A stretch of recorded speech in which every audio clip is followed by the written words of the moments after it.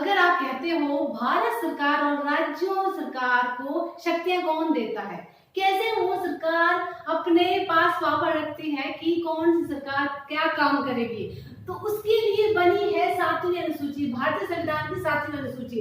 इसी अनुसूची के तहत ही प्रावधान किया गया है कि भारत में केंद्र सरकार राज्य सरकार के बीच में शक्तियां बांटी गई है। जैसे घरों में 2-3 लोग होते हैं, भाई बहन होते हैं, आपस में झगड़ा ना हो कि मैं ये काम करूं, मैं ये काम करूं, मैं ये नहीं करता, मैं वो नहीं करता। इस झगड़े को मिटाने के लिए माँ बाप क्या करते हैं, सभी तीनों भाई बहनों के बीच में काम बांट देते हैं और वो बच्चे उन्हीं सब्जेक्ट पर काम करते हैं जो उनको दिए होते हैं। तो वैसे ही भारतीय संविधान की 7वीं अनुसूची केंद्र सरकार और राज्य सरकार को काम बांटती है, कानून बनाने का काम बांटती है। किस किस विषयों पर केंद्र सरकार कानून बनाएगी, किस विषय पर ये राज्य सरकार कानून बनाएगी।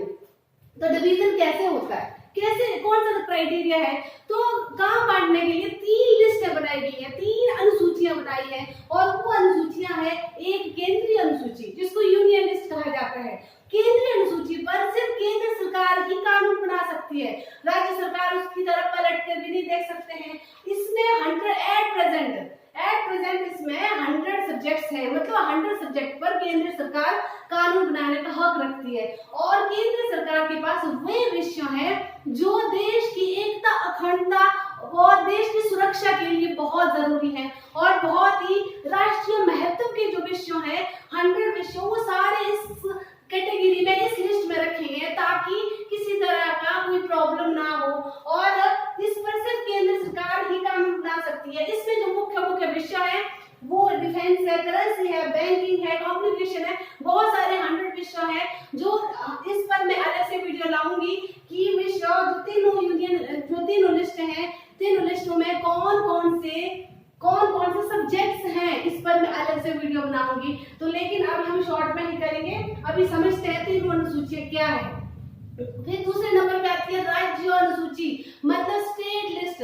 स्टेट लिस्ट में बांटा गया है राज्य सरकार के लिए 61 सब्जेक्ट बांटे गए हैं। पहले इसमें 67 हुआ करते थे, अब ये कम होकर 61 हो गए हैं। जबकि इसमें 97 केंद्रीय सूची में 97 हुआ करते थे, इसमें अब 100 बढ़ के हो गए हैं। तो मतलब केंद्र सरकार को ज्यादा शक्तिशाली बनाया जा रहा है देश की अखंडता, एकता को बढ़ाए रखने के लिए। और राज्य अनुसूची में क्या कहा है कि इस पर कानून राज्य सरकार ही बना सकती है, इसमें केंद्र सरकार हस्तक्षेप नहीं करेगी। और 61 विषय जैसे कि लोकल लेवल में जितने भी सब्जेक्ट्स होते हैं, लोकल लेवल के जहाँ स्थानीय स्तर के जो विषय होते हैं, क्योंकि जो आपकी राज्य सरकार होती है वो स्थानीय विषयों को डील करती है, क्योंकि स्थानीय लोग राज्य सरकार से ज्यादा कनेक्टेड होते हैं, इसीलिए लोकल लेवल के जितने भी सब्जेक्ट्स हैं वो राज्य सरकार को दे दिए गए हैं। जैसे पुलिस है, पब्लिक हेल्थ है, लोकल गवर्नमेंट है, एग्रीकल्चर है,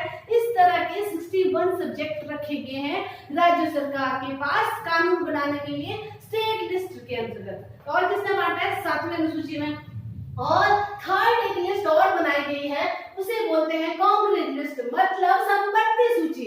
इसमें क्या है 52 सब्जेक्ट्स हैं, पहले इसमें 47 हुआ करते थे, अब 52 सब्जेक्ट्स हैं जिसमें दोनों सरकारें कानून बना सकती है, मतलब राज्य सरकार भी, केंद्रीय सरकार भी। लेकिन अगर आप बोलो कि कभी ऐसा हो जाता है राज्य सरकार और केंद्र सरकार में किसी टॉपिक पे, किसी विषय पर कानून बनाने से संबंधित अलग अलग विचार रखती है, दोनों में कॉन्फ्लिक्ट हो जाते हैं, झगड़ा हो जाता है, तो उस कंडीशन में क्या होता है, उस कंडीशन में केंद्र सरकार का पक्ष भारी है, मतलब केंद्र सरकार जो विचार रखती है वो मान्य होता है कॉन्क्रीट लिस्ट के अंतर्गत। हाँ, बेशक दोनों का इक्वल मत रखा जाता है, लेकिन यहाँ पलड़ा भारी केंद्र सरकार का है।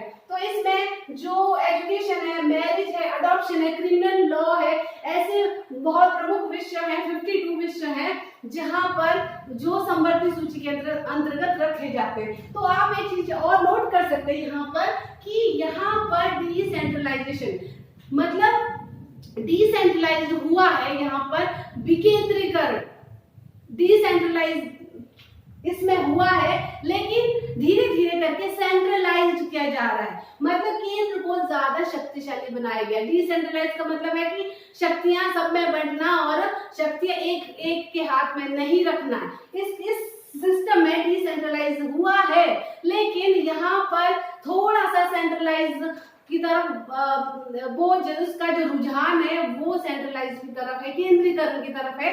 क्यों? क्योंकि यहाँ केंद्र को ज्यादा शक्तिशाली रखा गया है। ऐसा क्यों? ऐसे करने की क्या जरूरत है? ये भेदभाव क्यों है? क्योंकि अगर हम केंद्र को ज्यादा शक्तिशाली नहीं रखते हैं, उसको कमजोर केंद्र रखते हैं देश के अंदर, उस देश के अंदर हो सकता है राज्य की इतनी हिम्मत हो जाए वो टूट कर अलग हो जाए, अपनी अपनी मांगे लेकर अपने अपना देश बना ले। तो इसीलिए यहाँ पर देश को एकता अखंडता को बनाए रखने के लिए केंद्र का मजबूत होना अति आवश्यक है। तो ये हमारी 7वीं अनुसूची है। इसके अगले वीडियो में हम या इसका जो अगले वीडियो में इसके स्पेशल प्रावधान करेंगे, इसके अंदर अंतर्गत क्या स्पेशल प्रावधान किए गए हैं। अगर आपको वीडियो पसंद है प्लीज लाइक करें, शेयर करें उन लोगों को जिनको इनकी जरूरत है।